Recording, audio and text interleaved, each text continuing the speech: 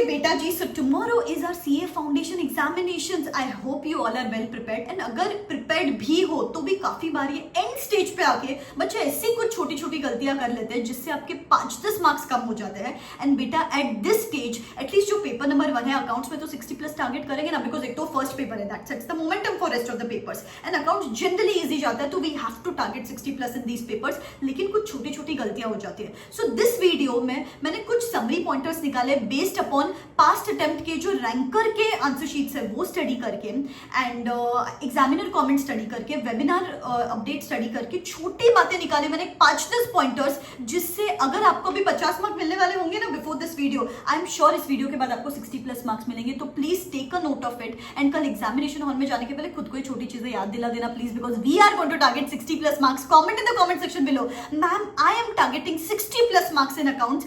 And बेटा time to time मैं इस चैनल पे वीडियोस डालती रहूंगी, जैसे कि कल मैं आपको लॉ फ्रॉम स्क्रैच 3 दिन में कैसे करके 60 प्लस मार्क्स लॉ में भी लेके आ सकते हो, कल ही वो वीडियो आएगा. उसके भी आईसीआर टिप्स जल्दी आएंगे. इकोनॉमिक्स और मैथ्स के पहले भी उसके स्ट्रैटेजी वीडियोस चैनल पे आते रहेंगे. बेटा एक एक चीज जिससे आपको वो 250 प्लस मार्क्स मिल सकते हैं, I am going to make sure कि ये अपकमिंग वीक में I am going to be there with you, standing with you like your rock. तो चैनल को सब्सक्राइब करना मत भूलो, बेल आइकॉन हिट करो so that you get notified every time I put up a video. ठीक है, अभी शुरू करते हैं. सबसे पहले हर क्वेश्चन को 35 मिनट्स डेडिकेट करो. हर क्वेश्चन को 5 क्वेश्चन से 35 मिनट्स डेडिकेट करो. लेकिन जो क्वेश्चन नंबर 1 है उसको अपन 12 से 13 मिनट ही डेडिकेट करेंगे. ये मैं नहीं बोल रही हूँ, अभी रिसेंट एक वेबिनार में एक वो मैम ने बोला कि 12-13 मिनट में वो आंसर इजीली हो जाता है, बिकॉज वहां पे ट्रू और फॉल्स है आधे. तो बेटा क्वेश्चन नंबर 1 आप बिगिनिंग में भी ले सकते हो. जनरली मैं रेकमेंड नहीं करती हूँ बिगिनिंग में लेना, लेकिन अकाउंट्स का ले सकते हो क्योंकि उसमें ट्रू और फॉल्स है. तो you can take pick question number 1 और लेकिन ट्रू और फॉल्स के साथ साथ उसकी रीजनिंग भी देना और 12-13 मिनट में खत्म कर लो. 20 मार्क्स आपके हाथ में हो जाते हैं. सो दैट सेट्स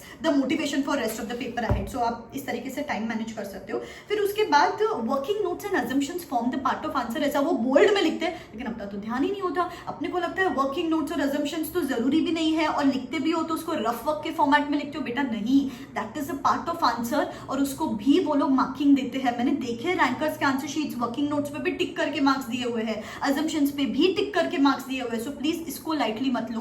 एंड जो भी आप आंसर प्रेजेंट करते हो ना, उसमें जो फाइनल फिगर है बस वो लिखो. Refer working note number 1, refer working note number 2, so that वो एग्जामिनर को भी अननेसेसरी कंफ्यूजन ना हो. बस आपका एजेंडा एक ही होना चाहिए, serve that paper on his platter. वो ऑलरेडी इरिटेटेड रहता है इतने सारे पेपर्स चेक करके. अगर आपका पेपर थोड़ा सा ढंग का दिखा तो आपको 1-2 मार्क्स एक्स्ट्रा मिलने के चांसेस हो जाते हैं. तो please right it properly. Proper working notes और अजम्पशंस के साथ अगर आंसर्स लिखते हो तो अच्छे मार्क्स मिल जाएंगे आपको. फिर उसके बाद छोटी चीजें जहां पे वो लोग मार्क्स कट करते हैं.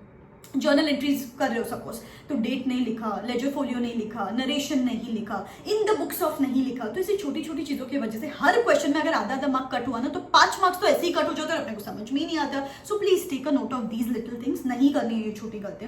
फिर उसके बाद सबसे बड़ी गलती, अपना आधा टाइम जाता है बैलेंस शीट टैली करने में. बेटा बैलेंस शीट टैली करने के लिए हाफ मार्क है, लेकिन उन्होंने क्या बोला रिसेंटली एक एग्जामिनर कमेंट में, it was seen that people are not able to complete the paper. क्यों पेपर कंप्लीट नहीं कर पाते? बिकॉज आप टैली करने में ही लगे हुए हो. बेटा उसको हाफ मार्क है तो उसके पीछे नहीं जाएंगे. We are going to target step marking. Steps को टारगेट करो, टैली करने के चक्कर में मत पड़ना. कल नहीं हुआ ना टैली, लास्ट के 10 मिनट खुद के पास रखो. वो 10 मिनट में आके ये बैलेंस शीट टैली करने की कोशिश करना. हुआ तो हुआ, नहीं हुआ तो नहीं हुआ, लेकिन उसमें टाइम वेस्ट मत करना. फिर उसके बाद फॉर्मेट्स का ध्यान रखो. शेड्यूल 3 फॉर्मेट्स, लाइन आइटम्स अभी तक नहीं किया है तो आज तो लाइन आइटम्स तो एटलीस्ट देख लो कल, सो दैट कल जाके वो अननेसेसरी कुछ भी ना लिखे हो. बिकॉज फॉर्मेट्स अगर अच्छे से ड्रॉ नहीं करते हो तो उसमें भी वो आपके मार्क्स कट करते हैं. उसके बाद सारांश. बेटा अगर आपकी पढ़ाई आज हो चुकी है, अभी आपको समझ में नहीं आ रहा कि क्या करे कैसे करे, सिंपल आईसीआई का सारांश उठा लो, क्विक रिविजन्स कर लो, सो दैट यू नो एक गो थ्रू हो जाएगा वापस सारांश के फॉर्मेट में. मैंने सारे सारांश आईसीआई के सारांश मेरे टेलीग्राम हैंडल पे डाले एंड मैं रोज वहां पे बूस्टर क्लिप्स या फिर ब्लॉग्स कुछ कोट्स डालती रहती हूँ, सो that you stay boosted in these last few days before examinations. Description box में टेलीग्राम हैंडल का लिंक है, you can go and join that group. फिर उसके बाद रीड द क्वेश्चंस प्रॉपर्ली. जैसे कि अभी recently I was seeing this paper, उन्होंने पूछा था give journal entries in the books of drawer, और आप क्या लिख के आए हो? Journal entries in the books of drawing, मतलब अज्यूम करके. So please read the requirement of the question properly. उस हिसाब से please I am telling you this, इससे ना आपके 8 मार्क तो बच ही जाएंगे just by reading the requirement of the question properly. And जो थियोरी के क्वेश्चन पूछे जाएंगे वो आप आपके ओन लैंग्वेज में लिख सकते हो. जस्ट कॉन्सेप्चुअली क्लियर रहना चाहिए आपको, दैट्स इट.